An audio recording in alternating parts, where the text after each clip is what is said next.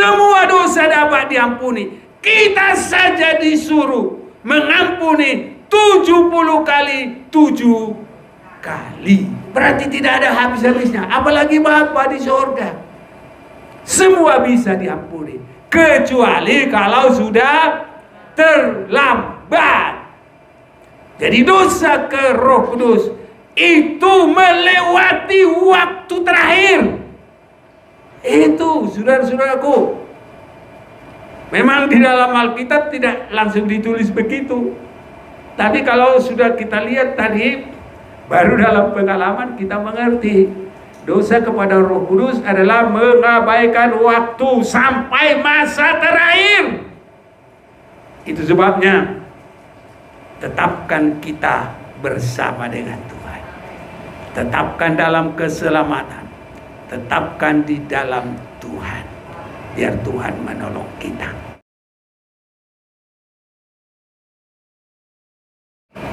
Saya sampaikan salam kasih dalam Tuhan kita, Tuhan Yesus Kristus bagi kita semuanya.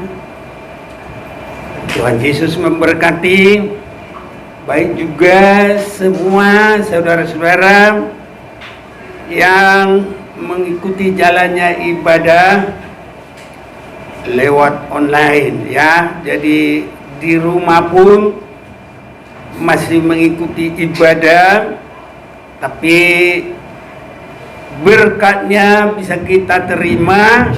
Kalau saudara-saudara juga biar di rumah usahakan seperti dalam persekutuan ibadah. Jadi jangan sambil goreng ikan karena di rumah ya. Nah, pas nanti kegosongan bukan panggil Tuhan, udah kegosongan, bisa begitu saudara-saudaraku. Jadi makanya biar di rumah juga biarlah sebagaimana dalam ibadah yang khusus kita berikan waktu, kita berikan hidup kita sebagaimana yang layaklah. Jangan juga pakai baju yang ke dapur, karena biarpun di rumah tapi kita beribadah. Jangan daster tidur, nanti belum apa-apa udah tertidur juga saudaraku ya. Jadi justru karena di rumah tantangannya lebih banyak, makanya harus bersungguh-sungguh.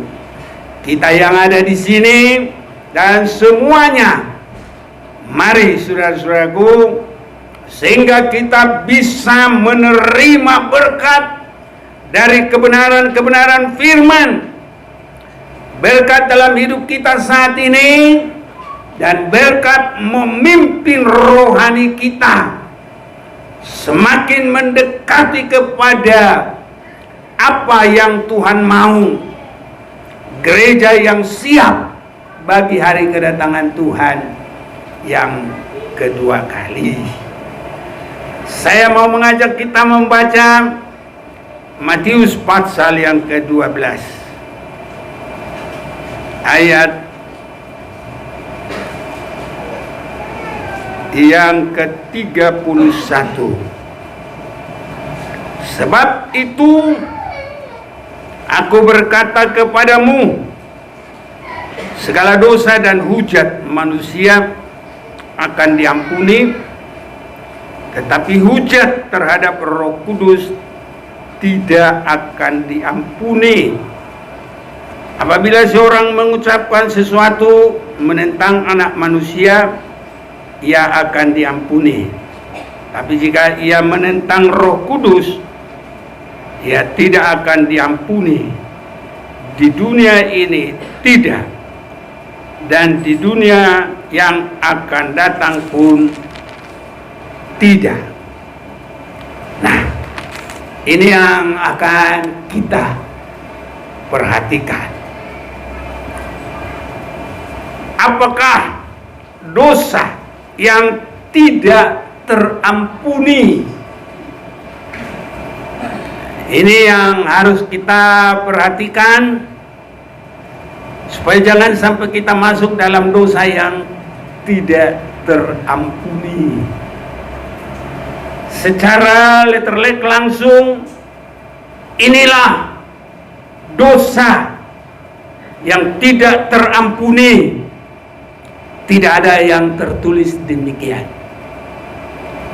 Tetapi kita bisa mengalami bila dalam kerohanian kita, jejak dalam Tuhan, nanti kita akan bisa mengerti.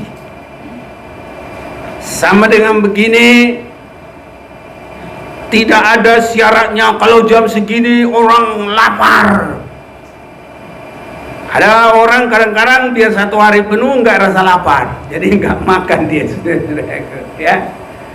Jadi bagaimana dia tahu lapar? Ya udah pengalaman dia aja, jalani aja hidup itu.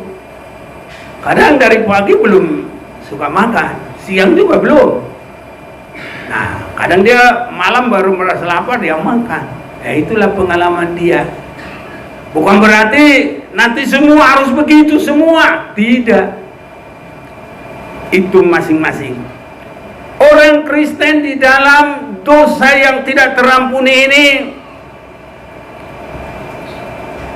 selalu banyak bertanya-tanya, karena tidak ada yang secara letterlek disebut dosa kepada Roh Kudus atau dosa yang tidak terampuni itu ini, nggak ada.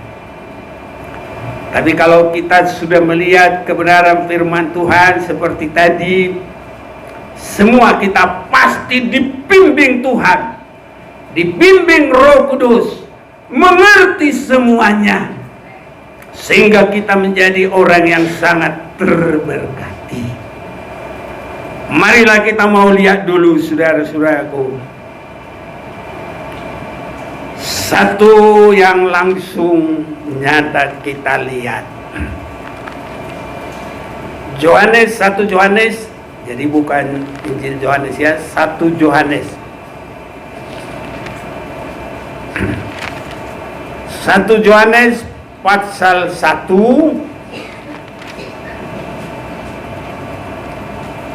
ayat 9. Jika kita mengaku dosa kita, maka Ia adalah setia dan adil, sehingga Ia akan mengampuni segala dosa kita dan menyucikan kita dari segala kejahatan. Ya. Jadi kita lihat di sini, kalau kita mengaku dosa kita,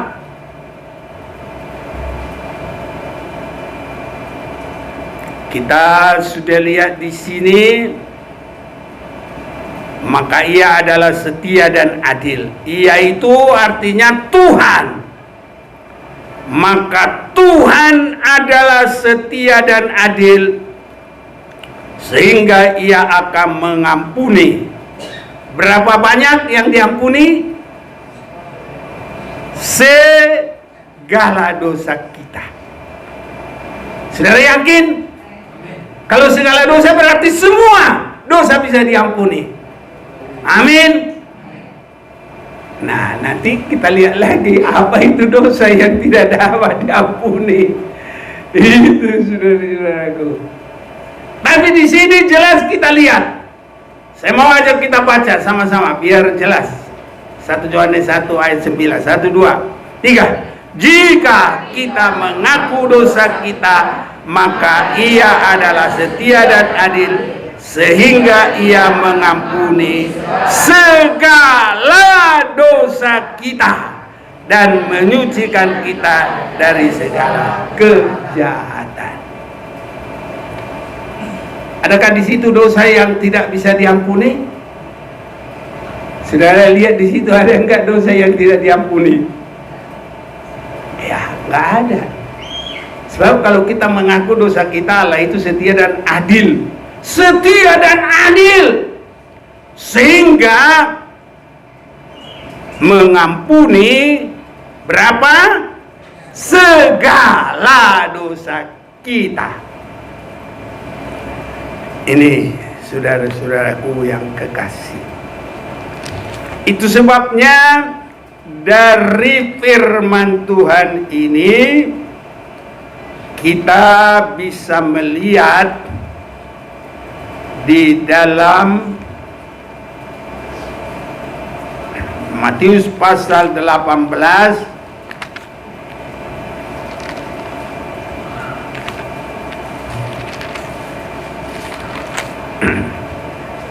Matius pasal 18 ayat 22 atau mulai 21. Ada yang bantu baca, ayo. Matius 18 ayat 21, perumpamaan tentang pengampunan. Kemudian datanglah Petrus dan berkata kepada Yesus, Tuhan, sampai berapa kali aku harus mengampuni saudaraku jika ia berbuat dosa terhadap aku? Sampai 7 kali. Yesus berkata kepadanya, sampai 7 kali? Tanya. Sampai 7 kali? Ya. Yesus berkata kepadanya, bukan, aku berkata kepadamu, bukan sampai 7 kali, melainkan sampai 70 kali 7 kali.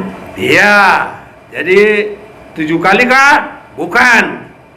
Tapi sampai 7 kali, melainkan sampai 70 kali 7 kali. Nah, sudah itu, ini pengampunan. Apa artinya ini? Saya selalu perhatikan saudaraku, ini juga ada mengenai waktu. Karena berdosa kepada Roh Kudus juga itu ada terkena mengenai waktu. Tuhan menciptakan pada mula pertama apa? Langit dan bumi. Haleluya. Hari pertama Tuhan menciptakan terang. Hari kedua bentangan atau pemisah. Hari ketiga biji-bijian. Hari ketiga biji-bijian. Yang kedua tadi memisahkan. Ya, hari ketiga biji-bijian. Hari keempat matahari bulan. 5 semua binatang yang berkeriapan di dalam air. ke-6 binatang di darat dan manusia. Hari ke-7 hari Sabat atau perhentian. Nah, jadi hari ke-7 habis itu masih ada lagi enggak? Habis hari ke-7 masih ada lagi? Enggak ada lagi. Tapi kalau mau ulang, kembali ke 1. Jadi apa artinya 70 kali 7 kali? Jadi itu menunjukkan semua hari sampai hari selesai. Nah, ini saudara-saudaraku. Jadi pengampunan itu terus menerus. Itu. Tetapi kalau habis waktu, karena orang melewati hari pertama, kedua, ketiga, keempat, itu nggak bisa kita yang menentukan. Kita nggak boleh bilang begini, saya mau meninggal hari Senin lah, nggak bisa. Enakan deh hari Selasa. Atau di kampung, enakan deh hari Sabtu, banyak orang ke pasar, orang nggak ke kebun. Nggak boleh, saudara-saudaraku. Waktu itu adalah hanya Tuhan yang menentukan. Haleluya. Itu sebabnya kalau kita boleh lihat, saya membaca di dalam kitab, kita mau baca dulu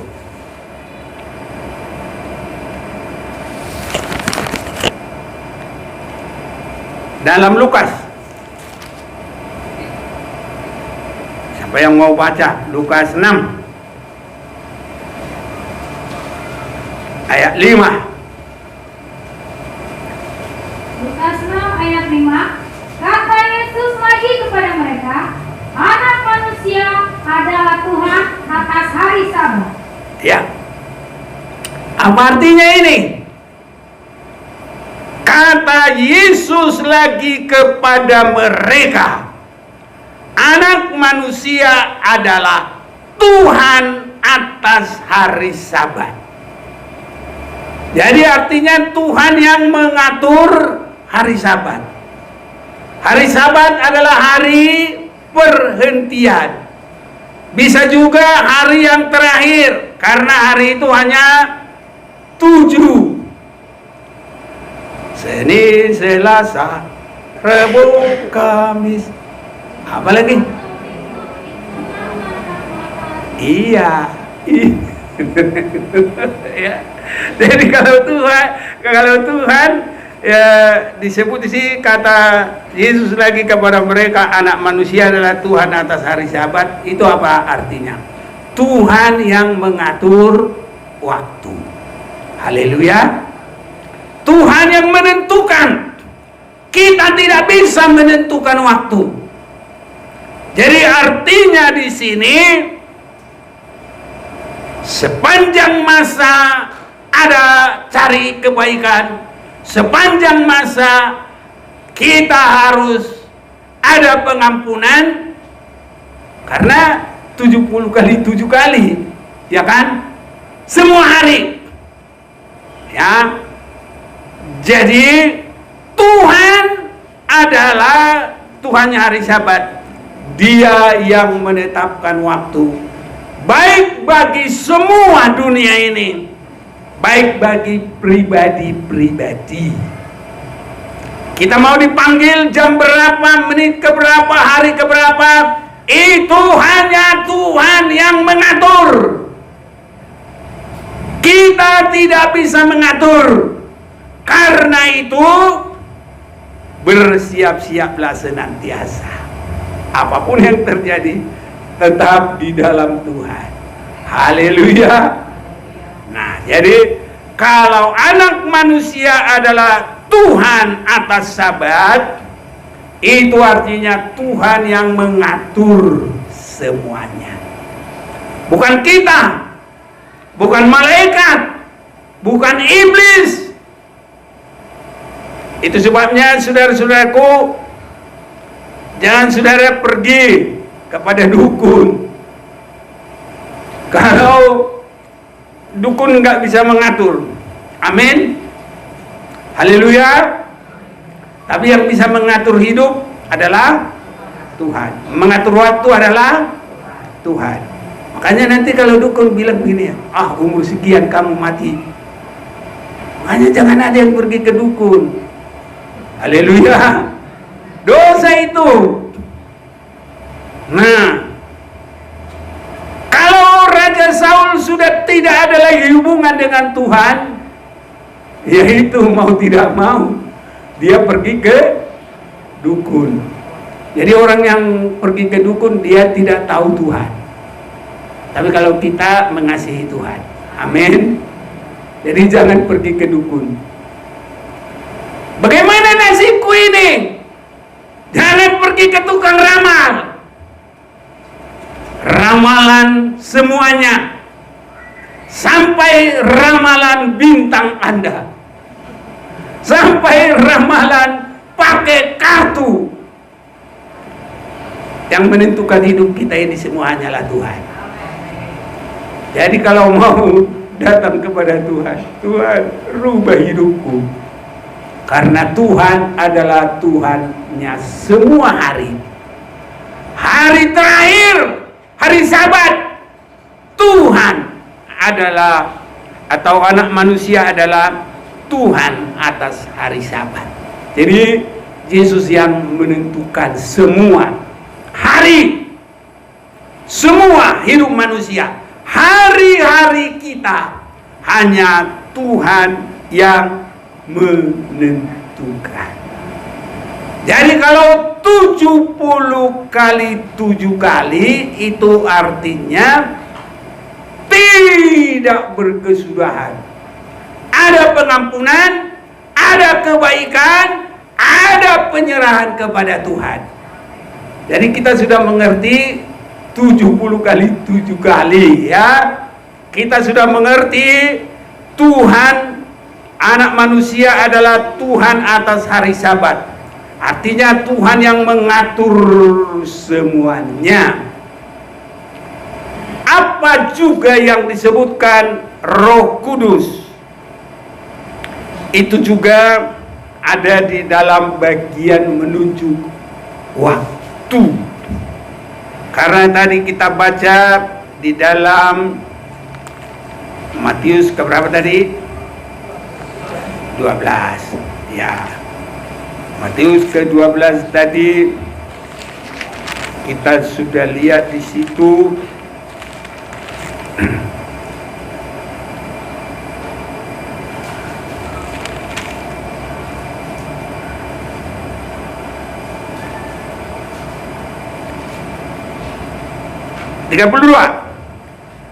Apabila seorang mengucapkan sesuatu tentang anak manusia, menentang anak manusia, ia akan diampuni. Tapi jika ia menentang Roh Kudus, ia tidak akan diampuni. Dunia ini tidak, dan di dunia yang akan datang pun tidak. Nah, inilah apa yang disebut menentang Roh Kudus.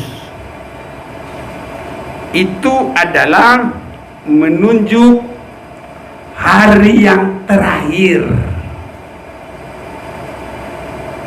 Karena hari anak manusia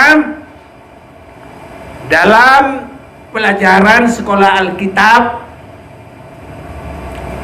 dari Adam sampai Abraham itu ada 2000 tahun. Nah, itu disebut waktunya Bapa menyatakan diri Allah Bapa. Dan benar-benar Adam melihat Allah, Henok bergaul dengan Allah, Abraham berbicara langsung dengan Allah. Tetapi sesudah itu bukan lagi. Makanya bangsa Israel minta petunjuk, mereka pergi kemana? Kepada imam-imam. Ini imam-imam. Itu mulai ibadah yang ada peraturan dari Gunung Sinai. Ya. Jadi tidak langsung lagi. Ada apa-apa melalui imam. Imam besarnya siapa yang pertama? Harun. Nah, ini sudah. Kalau sekarang ada lagi imam besar enggak? Ada. Mana? Di mana imam besar? Di Katolik? Enggak dong. Sekarang ini adalah kalau di dalam Wahyu, sebab itu yang terakhir di situ disebut malaikat sidang. Tapi nyatanya itu adalah pelayan. Nyatanya itu adalah gembala jemaat. Ini saudara-saudaraku. Itu sebabnya kalau dalam Roma 13, kalau Roma, Ibrani pasal 13, coba dulu siapa yang mau baca? Ibrani pasal 13 ayat 17. Ibrani 13 ayat 17. Taatilah pemimpin-pemimpinmu dan tunduklah kepada mereka, sebab mereka berjaga-jaga atas jiwamu sebagai orang-orang yang harus bertanggung jawab atasnya.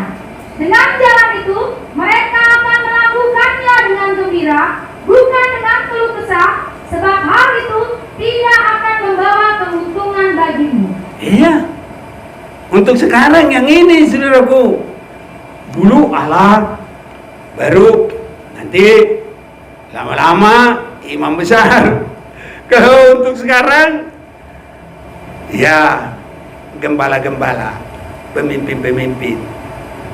Itu sebabnya harus memimpin dengan memberikan firman, mulai dari penyelamatan sampai siap bagi hari kedatangan Tuhan. Saudaraku, sebelum itu Yesus, sesudah Yesus ada waktu lagi, waktu apa? Roh Kudus. Haleluya. Jadi zaman Bapa, zaman Anak, dan yang terakhir adalah zamannya Roh Kudus. Ya, ini saudara-saudaraku. Jadi kalau zaman Roh Kudus ini masih tertutup hati, nggak ada lagi nanti pengampunan, karena nggak ada lagi waktu. Jadi saya lihat menentang Roh Kudus itu membuang waktu, mengabaikan kemurahan, masa kemurahan. Ini saudaraku, kalau kita lebih perhatikan, masa kemurahan kepada Nuh selama Nuh membuat bahtera. Kalau Nuh sudah naik masuk dalam bahtera, habis masa kemurahan. Orang mau apapun tidak bisa lagi. Nah, jadi yang selamat sudah cukup, yang terhitung berapa orang? 8. Nuh dengan istrinya. Anaknya berapa? Sem, Ham, dan Yafet, bersama dengan istrinya. Suami istri harus sehati. Haleluya. Jangan suka berantem, jangan suka berselisih. Sehati dalam keselamatan Tuhan. Ini termasuk menggunakan waktu. Jangan menghalangi satu dengan yang lain, jangan melemahkan satu dengan yang lain, tapi saling mendahulukan, mengadakan kebaikan. Amin, saudara-saudaraku. Ya, jangan sampai habis waktu. Kalau sudah habis Sabat, nggak ada lagi. Nah ini, jadi Sabat, kalau berdosa pada hari Sabat atau hari terakhir, zaman Roh Kudus juga adalah zaman yang paling akhir.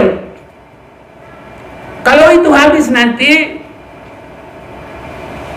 maka sudah habis masa kemurahan. Waktu Nuh membuat perahu dan sampai dia masuk, orang kalau sudah lihat air itu terlambat. Terlambat sudah. Mana-mana itu nyanyi. Terkadang kita merasa tak ada jalan terbuka, tak ada lagi waktu, terlambat sudah sampai di situ. Kalau sudah terlambat, mau apa lagi? Jadi ada Sabat untuk dunia, habis waktu untuk dunia. Kapan itu? Kalau Yesus datang pada kali yang kedua. Makanya tetap Yesus adalah Tuhannya siapa? Dia yang menentukan. Ini saudara-saudaraku. Bagi seseorang juga ada juga waktu. Anaknya Ishak ada berapa orang? Hah? 2. Siapa namanya? Esau dan Yakub. Ya. Esau meraung-raung. Mengapa?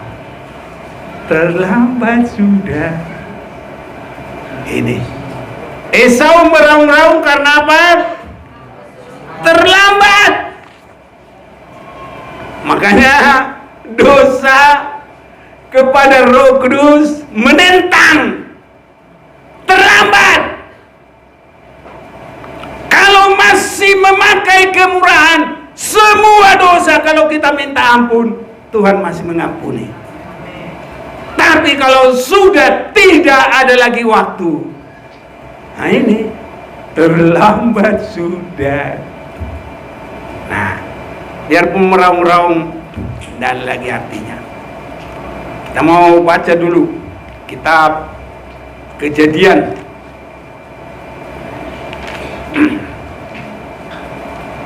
Biar tidak ada yang membuang-buang waktu ya. Pasal yang ke 20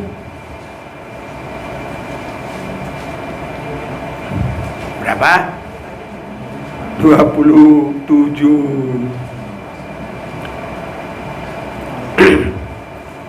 34. Sesudah Esau mendengar perkataan ayahnya itu, meraung-raunglah ia dengan sangat keras dalam kepedihan hatinya, serta berkata kepada ayahnya, berkatilah aku ini juga ya Bapa. Enak itu saudaraku, mohon. Dan permohonannya juga bagus. Tapi apa? Jawab ayahnya, adikmu telah datang. Ini kata siapa ini? Kata Ishak, kata bapaknya. Karena dia takut dimarahi sama Esau. Takut, bukan Sambo. Jadi bapaknya si Ishak itu, karena dia matanya sudah nggak bisa lihat, dia juga kurang tegas ini saudara-saudaraku. Aturan dia ngomong, kamu terlambat anakku, nggak bisa lagi. Dalam Tuhan nggak boleh terlambat, mestinya begitu. Ini dia bilang juga anaknya dengan tipu daya, walaupun memang begitu saudara-saudaraku. Padahal berkat itu sebenarnya Tuhan sudah katakan itu mulai dari mereka waktu masih dalam kandungan. Haleluya. Ini dan sesudah pelaksanaannya, sewaktu Esau kelaparan, adik, makanya punya adik itu juga harus baik-baik lah ya. Tadi bersaksi adikku, katanya baguslah itu. Ya memang begitu. Saya juga dulu itu ingat juga itu. Saya lihat, aduh, ini kalau enggak pertolongan dari medis juga, sedikitnya maksud saya biar dikasih, karena dia makan dah enak lagi dari makanan dari infus lah. Udah kulihat kurus, padahal kurus banget. Saking kurusnya, aku gendong sendiri itu. Sampai ke atas, naik di mobil, nggak usah lagi tuntun orang atau panggil orang, ayo kita saya gendong sendiri. Tapi kalau sekarang aku nggak mampu dah. Tapi kalau tiap hari ya memang begitu kok.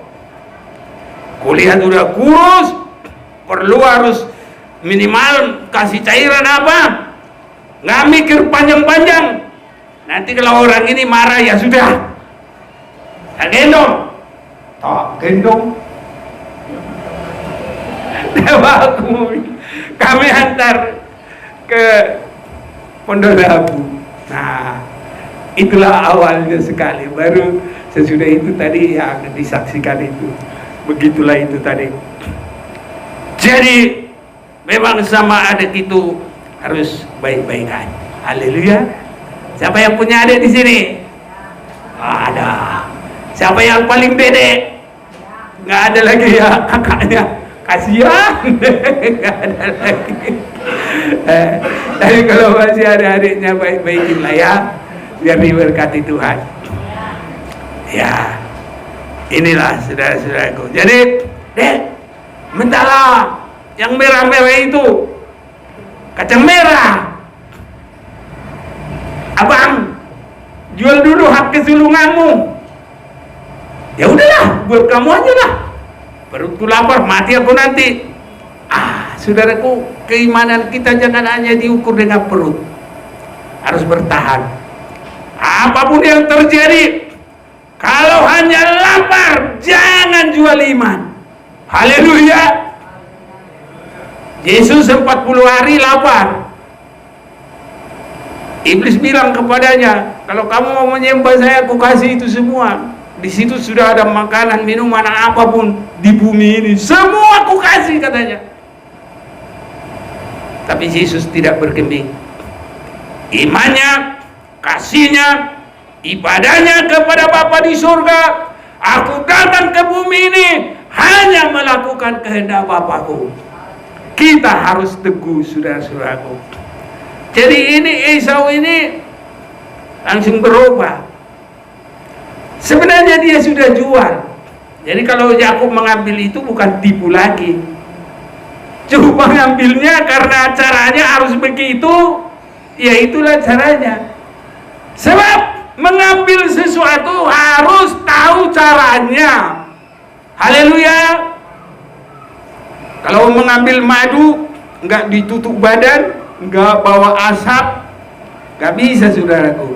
Cuma orang yang ngambil madu itu kalau ahlinya itu gampang sekali, dia bawa asap langsung diginiin itu, apa itu namanya, tawonnya tersisi, ambil madunya.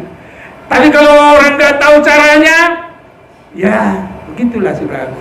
Jadi cara ngambil madu gitu. Jadi cara ngambil berkat itu nggak ada lagi jalan lain, harus begitu. Sebab kalau nanti Yakub bilang begini, Bapak, abang saya sudah jual kepada saya. Oh nggak apa-apa, biar ku bayar duitmu, digituin lagi nanti. Apalagi cuma kacang merah itu, nanti ku kasih gantinya. Lah, itu kan pada waktunya. Jadi bukan begitu. Makanya ya Yakub harus begitu. Caranya bagaimana? Dia ambil kulitnya binatang karena abangnya itu berbulu, dia taruh. Paling hanya di sininya sama di sini, takut dia dipegang di sininya sama tangannya. Sambil salaman, mana aku salam tanganmu, dipegang-pegang. Oh, kamu bukan Esau anakku. Makanya supaya menjaga bapaknya ini, nanti dia jadi melanggar lagi perkataan Tuhan. Justru Yakub bikin begitu, ditempel itu kulit sama di sininya. Dipakai bajunya abangnya. Dia pergi, Bapak minta berkat kesulungan. Ini diambil, saudaraku. Akhirnya bapaknya memberi dengan sukacita, nanti saudara baca, dan diberikan kepada Yakub. Nanti kalau sudah diambil, baru Esau datang. Nah, ayat 35, ayo baca. Jawab ayahnya, adikmu telah datang dengan tipu daya dan telah merampas berkat yang untukmu itu. Kata Esau, bukankah tepat namanya Yakub? Karena ia telah 2 kali menipu aku. Hak kesulunganku telah dirampasnya, dan sekarang dirampasnya pula berkat yang untukku. Lalu katanya, apakah Bapak tidak mempunyai berkat lain bagiku? Lalu Ishak menjawab Esau, katanya, sesungguhnya telah kuangkat dia menjadi tuan atas engkau, dan segala saudaranya telah kuberikan dengan gandum dan anggur, dan telah kubekali dia dengan gandum dan anggur, maka kepadamu apalagi yang dapat kuperbuat, ya anakku? Kata Esau kepada ayahnya, hanya berkat yang seru itukah, yang satu itukah ada padaku ya Bapa? Berkatilah aku ini juga ya Bapa. Dan dengan suara keras menangislah Esau. Lalu kata Ishak ayahnya menjawabnya, sesungguhnya tempat kediamanmu akan jauh dari tanah-tanah gemuk di bumi, dan jauh dari embun dari langit di atas.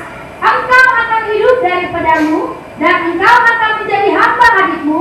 Tetapi akan terjadi kelak, apabila engkau berusaha sungguh-sungguh, maka engkau akan melemparkan kuk itu dari tengkukmu. Iya. Jadi saudara-saudaraku, disinilah kita harus pegang ibadah kita. Kita harus pegang iman kita. Kita harus pegang ibadah kita, firman Tuhan dengan sungguh-sungguh dan setia di dalamnya. Jangan mau dirubah. Kita tidak tahu waktu.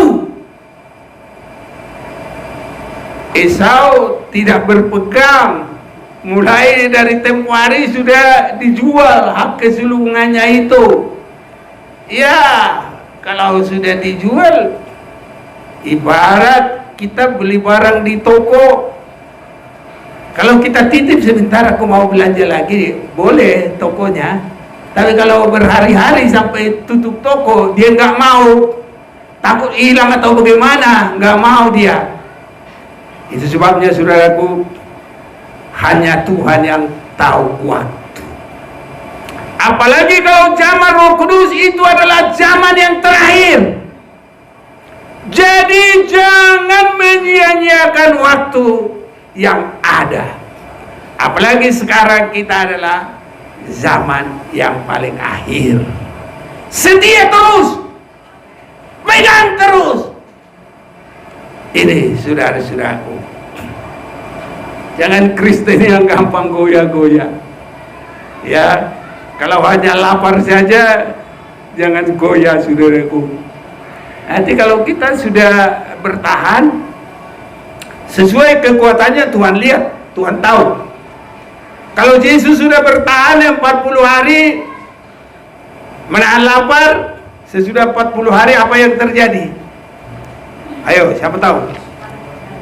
Malaikat datang untuk melayani dia. Melayani, layanan malaikat itu hebat saudaraku. Apapun itu, makananlah, minumanlah, dan dia itu pintar saudaraku. Kalau perut sudah 40 hari kosong, dia nggak langsung kasih nasi padang. Di samping pedas, nasi padang apa? Keras. Orang kalau baru dari puasa, jangan langsung makan nasi. Apa? Minum dulu. Biar perutnya mulai renggang. Kalau lama puasa, jangan langsung makan nasi. Apa? Makan dulu bubur. Haleluya. Nah, itu saudaraku caranya. Jadi Yesus tidak berubah. Kalau kita setia saudaraku, Tuhan juga menyuruh yang serupa dengan malaikat itu, yang dapat kita terima di akhir zaman ini. Kalau kita setia dalam berpegang kepada Tuhan, Tuhan bisa menyuruh siapa saja. Kalau kita butuh duit, ada yang ngasih duit. Haleluya. Kalau kita butuh makanan, ada yang kasih makanan. Itu pelayanan malaikat. Hebat saudaraku. Tuhan suruh tepat dan tidak bikin sakit, tapi bikin sehat. Rohaninya sehat, jasmaninya sehat. Kalau udah setia berpegang dengan apa yang ada pada kita. Itu sebabnya Jangan melewatkan waktu. Pegang terus. Setia sampai akhir. SSA. Setia sampai akhir. Haleluya. Ini saudaraku. Jadi dosa kepada Roh Kudus itu artinya mengabaikan waktu yang terakhir. Sebab terakhir ada terakhir untuk seseorang. Tadi terakhir untuk siapa? Esau. Berkatnya sudah didahulukan diambil Yakub, adiknya. Demikian juga hidup seseorang. Kita nggak bisa tentukan nanti ini jam 1 ini meninggal, nggak bisa. Dokter aja dia bikin perhitungan, kalau benar ya, kalau nggak benar, wah saya salah prediksi paling gitu. Dan kalau dokter, kalau umpamanya nggak tepat, dia bilang ini nanti jam 1 mati, tahu-tahu jam 6 pagi. Apa paling dia bilang, wah saya salah prediksi gitu. Gak ada yang marahin dokter. Ini saudara-saudaraku.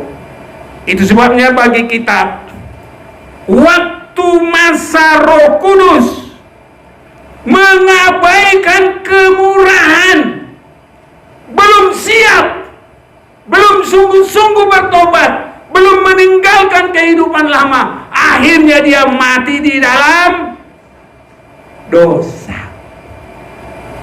Kalau mati di dalam Tuhan, itu adalah diberkati oleh Tuhan.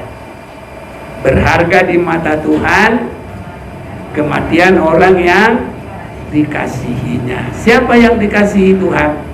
Yang sudah menerima penebusan darah Yesus, yang sudah meninggalkan hidup lama, yang sudah bertobat, yang sudah menerima panggilan, yang lama sudah berlalu, yang baru sudah datang, dan bertumbuh terus dalam Tuhan selama waktu yang Tuhan berikan. Jadi apakah dosa kepada Roh Kudus? Tidak menggunakan kesempatan. Nah ini gak ada ampun. Orang yang mati di luar Perahu Nuh mati semua. Esau itu habis waktu. Manusia mati belum bertobat. Dia tidak menggunakan waktu. Dan kalau seperti orang yang kaya, Lukas pasal yang ke-16. Nanti kalau sempat baca di rumah lah, jangan di sini. Di sini langsung habis waktu, nanti kita nggak pulang-pulang jam 2 repot. Baca di rumah. Ayat 19 sampai dengan 31.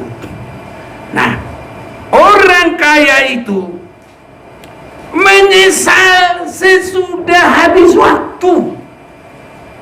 Jelas sekali. Dia bilang, orang kaya itu juga mati. Ayat 23 ya. Lalu dikubur. Sementara ia menderita sengsara di alam maut. Ia memandang ke atas dan dari jauh dilihatnya Abraham dan Lazarus duduk di pangkuannya. Lalu ia berseru katanya, Bapak Abraham, kasihanilah aku. Nah, jawabnya, terlambat sudah. Mana tadi? Bapak Abraham, kasihanilah aku. Terlambat sudah. Kita ini jangan ada yang terlambat. Haleluya. Siap dalam Tuhan setiap saat. Nah, orang kaya itu mati dah. Sekarang 24 lalu berseru katanya, Bapak Abraham, kasihanilah aku. Tadi kita 25. Tapi Abraham berkata, anak, ingatlah engkau telah menerima segala yang baik sewaktu hidupmu. Nah, jadi waktu hidupnya itu adalah masa kemurahan. Waktu hidup kita ini masa kemurahan. 1 Yohanes 1 ayat 9, apapun dosa kita, kalau kita mengaku dosa kita, Allah itu setia dan adil sehingga menyucikan kita dari segala dosa. Nah, ini jadi tidak ada dosa yang tidak diampuni, kecuali kalau sudah terlambat, habis waktu. Ini orang yang sudah mati ini minta tolong, terlambat. Tidak ada pengampunan kalau sudah terlambat. Belajar jangan terlambat. Amin. Haleluya. Amin. Dalam semuanya. Amin. Belajar. Yang sekolah belajar jangan terlambat. Amin. Bagus itu. Yang kerja jangan terlambat. Amin. Kalau berjanji juga jangan terlambat. Kau bilang pukul 5, pukul 5. Amin. Belajar saudaraku. Terlebih ke surga, jangan terlambat bertobat. Terima Tuhan dengan sungguh-sungguh. Hidup dalam kebenarannya. Sebab kalau sudah habis waktu, itu namanya penghujatan. Tidak menghargai. Ini saudaraku. Jadi saya lihat dosa apa yang tidak diampuni? Kalau sudah terlambat, kalau sudah habis waktu, kalau masih ada waktu, kalau kita mengaku dosa kita, Allah itu setia dan adil sehingga menyucikan kita dari segala. Berarti tidak ada yang tidak diampuni. Tapi kalau sudah terlambat, benar.